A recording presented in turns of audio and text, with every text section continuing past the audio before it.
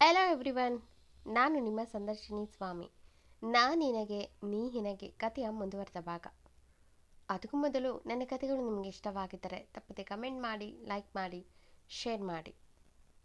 ಬನ್ನಿ ಕಥೆಯ ಮುಂದುವರೆದ ಭಾಗನ ನೋಡೋಣ. ಎಪಿಸೋಡ್ 163. ಅಗಸ್ತ್ಯ ಇಂದು ಎಂದ ಜೋರಾಗಿ. ಈಗ ಎಲ್ಲರಿಗೂ ತಿಳಿತಿತ್ತು, ಅಗಸ್ತ್ಯನ ಹೆಂಡತಿ ಹೆಸರು ಇಂದು. ಅಂದರೆ ಇಲ್ಲಿ ತಮ್ಮ ಮುಂದೆ ಇರುವ ಹೆಣ್ಣು ಅಗಸ್ತ್ಯನ ಹೆಂಡತಿ ಅಂತ. ಅವರೆಲ್ಲ ಶಾಕ್ನಲ್ಲಿ ನೋಡುತ್ತಿದ್ರೆ ಕಿಟ್ಟಿ ಕೂಡ ಗನ್ ಹಿಡಿದಿತ್ತು ದಿಲೀಪ್ ತಲೆಗೆ. ಅಲ್ಲಿದ್ದವರು ಇನ್ನಷ್ಟು ಶಾಕ್ನಲ್ಲಿ, ಅಂದರೆ ನಮ್ಮ ಮಧ್ಯೆ ಇನ್ನೆಷ್ಟು ಪೊಲೀಸ್ನವರು ಇದ್ದಾರೆ ಎಂದು ನೋಡುತ್ತಾ ಇನ್ನೇನು ನಡೆಯುತ್ತೋ ಎಂದು ಯೋಚಿಸ್ತಿದ್ರು. ಇಂದು ಭಗವಾನ್ ಕುತ್ತಿಗೆಗೆ ಶಾರ್ಪ್ ಚಾಕು ಹಿಡಿದು, ನಿಮ್ಮ ಹುಡುಗರಿಗೆ ನನ್ನ ಗಂಡನಿಂದ ದೂರ ಇರೋ ಕೇಳಿ, ಇಲ್ಲ ಈ ಹಿಂದೂ ನೆಕ್ಸ್ಟ್ ಲೆವೆಲ್ಗೆ ಇಳಿಬೇಕಾಗತ್ತೆ ಅಂದ್ಲು ವಾರ್ನ್ ಮಾಡೋ ಥರ. ದಿಲೀಪು ಇಂದು ಮುಖ ನೋಡಿ, ಅಂದರೆ ಅವತ್ತು ಹೊಡೆದಿದ್ದು ಅಗಸ್ತ್ಯನ ಎಂದು ಯೋಚಿಸ್ತಿದ್ರೆ ಕಾವ್ಯಗೆ ಹಿಂದೂ ಮುಖ ನೋಡಿ ಹೊಟ್ಟೆ ಹುರಿಯಾಗ್ತಿತ್ತು. ಅಂದರೆ ತಾವು ಯಾರನ್ನ ಕಿಡ್ನಾಪ್ ಮಾಡಿ ಕರ್ಕೊಂಡು ಬನ್ನಿ ಅಂತ ಎಂದು ನಿಂತಲ್ಲೇ ಯೋಚಿಸ್ತಿದ್ಲು. ಮುಂದೆ ಹಿಂದೂ ಭಗವಾನ್ ಕುತ್ತಿಗೆ ಮೇಲೆ ಪ್ರೆಷರ್ ಕೊಟ್ಟು, ಹೇ ಗನ್ ಎಲ್ಲ ಕೆಳಗಿಳಿಸಿ, ಇಲ್ಲ ಈ ನಿಮ್ಮ ಬಾಸ್ ಕುತ್ತಿಗೆಗೆ ನನ್ನ ಕೈಯಲ್ಲಿರೋ ಚಾಕು ಇಳಿಯುತ್ತೆ ಎಂದವಳು. ನಿಮ್ಮ ನಿಯತ್ತಿನ ನಾಯಿಗಳಿಗೆ ಹೇಳಿ ನನ್ನ ಗಂಡನಿಂದ ದೂರ ಸರಿಯೋಕೆ ಎಂದಳು ಭಗವಾನ್ ಮುಖ ನೋಡುತ್ತಾ. ಭಗವಾನ್ ಒಮ್ಮೆ ಇಂದು ಮುಖ ನೋಡಿ, ನನ್ನ ಸೊಸೆ ನನ್ನ ಮನೆಗೆ ಬರಬೇಕಂತ ಆಸೆ ಪಟ್ಟಿದ್ದೆ, ಬಟ್ ಅಂದರು.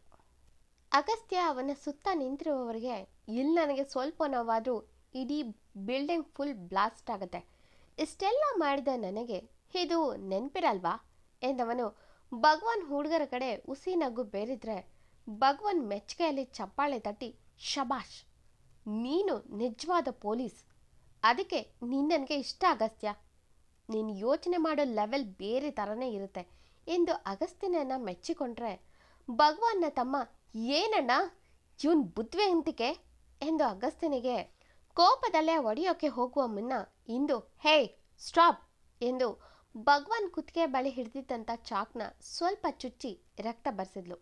ಭಗವಾನ್ ಎಂದ ತಕ್ಷಣ ಭಗವಾನ್ ತಮ್ಮ ಅಣ್ಣ ಎಂದು ಅಲ್ಲೇ ನಿಂತ.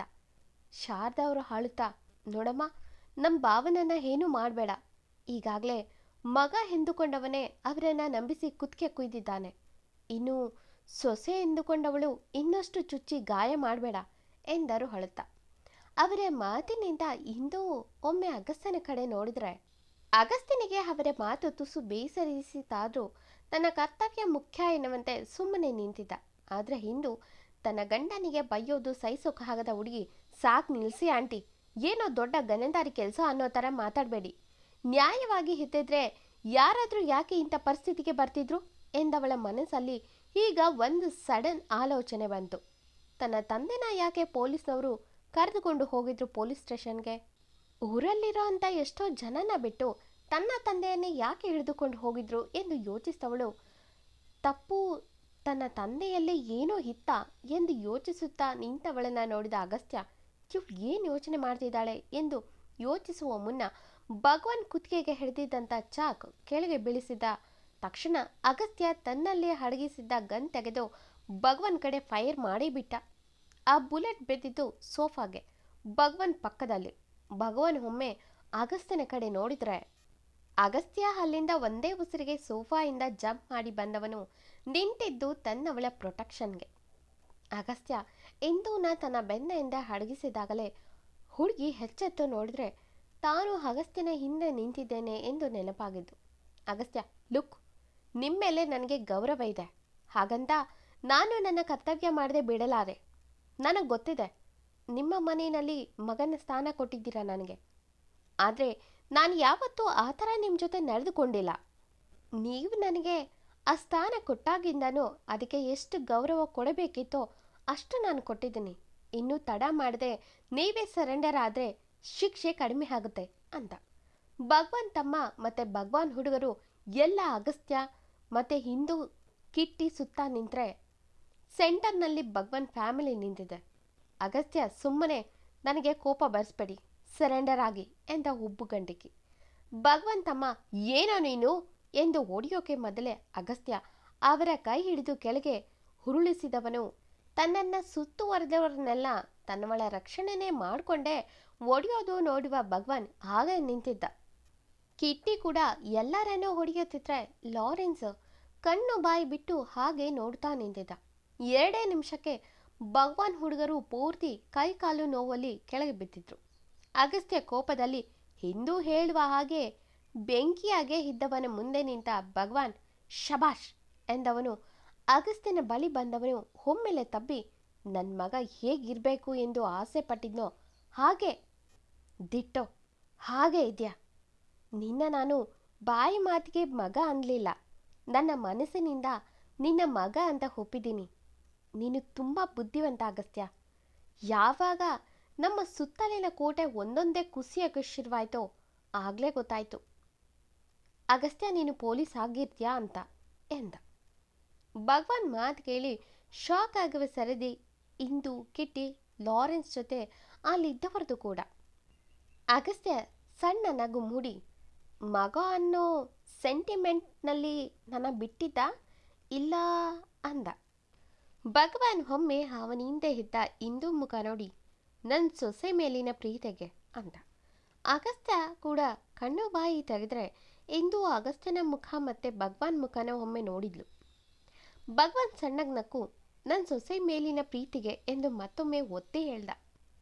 ಅಗಸ್ತ್ಯ ಒಮ್ಮೆ ಭಗವಾನ್ ಮುಖ ನೋಡಿದ್ರೆ ಭಗವಾನ್ ನನ್ನ ತಂಗಿ ಮಗಳು ನನಗೆ ಸೊಸೆ ಹಾಕ್ತಾಳೆ ಅಲ್ವಾ ಅಗಸ್ತ್ಯ ಅಂದ. ಈಗ ಶಾಕ್ ಆಗುವ ಸರದಿ ಎಲ್ಲರದ್ದು. ಅಗಸ್ತ್ಯ ಒಮ್ಮೆ ತನ್ನವಳ ಭುಜ ಹಿಡಿದ್ರೆ ಶಾರದವರು ಭವ ಅಂದ್ರು ಕಣ್ಣು ಅರಳಿಸಿ. ಭಗವಾನ್ ಅವರು ಸರಳ ಸರಳ ಮಗಳು ಅಂದ್ರು ಇಂದು ಮುಖ ನೋಡಿ. ಶಾರದವರು ಇಂದು ಕಡೆ ಭಾವನಾತ್ಮಕವಾಗಿ ನೋಡಿದ್ರೆ ಎಂದು ಶಾಕ್ನಲ್ಲಿ ಅಮ್ಮ ಎಂದು ಅಗಸ್ತ್ಯನ ತೋಳನ್ನ ಹಿಡಿದ್ರೆ ಅಗಸ್ತ್ಯನಿಗೆ ಇದು ಶಾಕಿಂಗ್ ವಿಷಯನೇ. ಅಗಸ್ತ್ಯ ಹುಬ್ಬು ಬೆಸೆದು ನನ್ನತ್ತೆ ನಿಮಗೆ ತಂಗಿ ಅಲ್ಲ ಅಂತ ನನಗೆ ಗೊತ್ತಿದೆ, ಅವರು ಚೌಧರಿ ಫ್ಯಾಮಿಲಿಯವರು ಅಂದ. ಭಗವಾನ್ ಎಸ್, ಅವಳು ಚೌಧರಿ ಫ್ಯಾಮಿಲಿಗೆ ಸೇರಿದವಳು, ಆದರೂ ಅವಳು ಬೆಳೆದು ಮದುವೆ ಆಗಿದ್ದು ಇದೇ ಇದೇ ಭಗವಾನ್ ಅನ್ನೋ ಅಣ್ಣನ ಆಸರಲ್ಲಿ ಅಂದರು. ಅಗಸ್ತ್ಯ ಇನ್ನಷ್ಟು ಕ್ಯೂರಿಯಸ್ನಲ್ಲಿ ನಿಮ್ಮ ಮಾತು ನಾನು ನಂಬಲ್ಲ ಎಂದ ಅನುಮಾನದಲ್ಲೇ. ಭಗವಾನ್ ತಲೆ ಕೊಡವಿ ಅಲ್ಲೇ ಇದ್ದ ಭಗವಾನ್ ಹುಡುಗರಿಗೆ ಏನು ನೋಡ್ತಿದ್ರಾ, ಹೋಗಿ ನಿಮ್ಮ ಕೆಲಸನ ನೋಡ್ಕೊಳ್ಳಿ, ಹಾಗೆ ಸ್ವಲ್ಪ ಬಿಸಿ ಕಾಫಿ ತಾನೆ ಎಂದು ಮನೆ ಕೆಲಸದವ್ರಿಗೆ ಹೇಳಿ ಶಾರದಾ ಅವರ ಕಡೆ ನೋಡಿ ಏನಮ್ಮ ನನ್ನ ಸೊಸೆ ನನ್ನ ಮನೆಗೆ ಬಂದಿದ್ದಾಳೆ, ಹೋಗಿ ಏನಾದರೂ ಸಿಹಿ ಮಾಡು. ಇಷ್ಟು ದಿನ ಯಾರಿಗಾಗಿ ನಾನು ಕಾಯ್ತಿದ್ನೋ ಆ ನನ್ನ ಸೊಸೆ ನನ್ನ ಮನೆಯಲ್ಲೇ ಇದ್ರೂ ನನಗೆ ಗೊತ್ತಾಗಿಲ್ಲ, ಈಗ ಗೊತ್ತಾಗಿದೆ, ಈಗಲಾದರೂ ಸಿಹಿ ಮಾಡು. ತುಂಬ ದಿನದ ಮೇಲೆ ನನಗೆ ಇರುವ ಮನಸ್ಸಿನ ಭಾರನ ಇಳಿಸ್ತಿದ್ದೀನಿ ಅಂದರು. ಅಗಸ್ತ್ಯ ಮತ್ತೆ ಇಂದು ಇಬ್ಬರು ಇನ್ನಷ್ಟು ಶಾಕ್ ಮತ್ತು ಕನ್ಫ್ಯೂಸ್ನಲ್ಲೇ ಇದ್ದರೆ ಭಗವಾನ್ ಬಾರೋ ಅಗಸ್ತ್ಯ ಕೂತ್ಕೋ ಎಂದು ಸೋಫಾ ಕಡೆ ಕೈ ತೋರಿಸಿದ್ರೆ ಇಂದು ಒಮ್ಮೆ ಅಗಸ್ತ್ಯನ ಕಡೆ ನೋಡುತ್ತಿದ್ದವಳಿಗೆ ಏನೂ ಗೊತ್ತಾಗಲಿಲ್ಲ. ಫುಲ್ ಕನ್ಫ್ಯೂಸ್ ಮತ್ತು ನರ್ವಸ್ ಎಲ್ಲ ಅವಳ ಮೊಗದಲ್ಲಿ ಸ್ಪಷ್ಟವಾಗಿ ಕಾಣುತ್ತಿದೆ. ಭಗವಾನ್ ಬಾರಮ್ಮ, ಎಷ್ಟು ಬಂಗಾರದ ಗೊಂಬೆ ಥರ ಇರೋ ಮುಖದ ಮೇಲೆ ಅದೆಂಥದೋ ಸರಿಗೆ ಹಿಡಿದು ಓಡಾಡ್ತಿದ್ಯಲ್ಲಮ್ಮ, ಬಾ ಎಂದು ತಮ್ಮ ಪಕ್ಕದ ಸೋಫಾ ಕಡೆ ಕೈ ತೋರಿಸಿದ್ರೆ ಇಂದು ಅಗಸ್ತ್ಯನ ತೋಳನ ಇನ್ನಷ್ಟು ಗಟ್ಟಿಯಾಗಿ ಹಿಡಿದ್ಲು. ಅಗಸ್ತ್ಯ ಒಮ್ಮೆ ತನ್ನವಳನ್ನು ನೋಡಿ ಬಾ ಎಂದು ಅವಳ ಕೈ ಮೇಲೆ ತನ್ನ ಕೈ ಅದುಮಿಡಿತು ಸೋಫಾ ಮೇಲೆ ಕೂರಿಸ್ತಾನೆ. ಇಂದು ಸೀದಾ ಹೋಗಿ ಕೂತಿದ್ದು ಅಗಸ್ತ್ಯನ ಪಕ್ಕನೇ. ಭಗವಾನ್ ತನ್ನ ಪಕ್ಕ ಕೂರಲಿ ಎನ್ನುವ ಆಸೆಯಲ್ಲಿ ತನ್ನ ಪಕ್ಕದ ಜಾಗದಲ್ಲಿದ್ದಂಥ ಸೋಫಾ ಕಡೆ ಕೈ ತೋರಿಸಿದ್ದ. ಬಟ್ ಹುಡುಗಿ ಹೋಗಿದ್ದು ತನ್ನ ಗಂಡನ ಜೊತೆಗೆ. ಭಗವಾನ್ ನಗುತ್ತಾ ನನಗೆ ಒಬ್ಬ ಮಗನಿದ್ದಿದ್ರೆ ನನ್ನ ತಂಗಿ ಮಗಳಿಗೆ ಕೊಡ್ತೀನಿ ಅಂದಿದ್ದೆ, ಆದರೆ ಇದು ಸುಳ್ಳಾಗಿಲ್ಲ.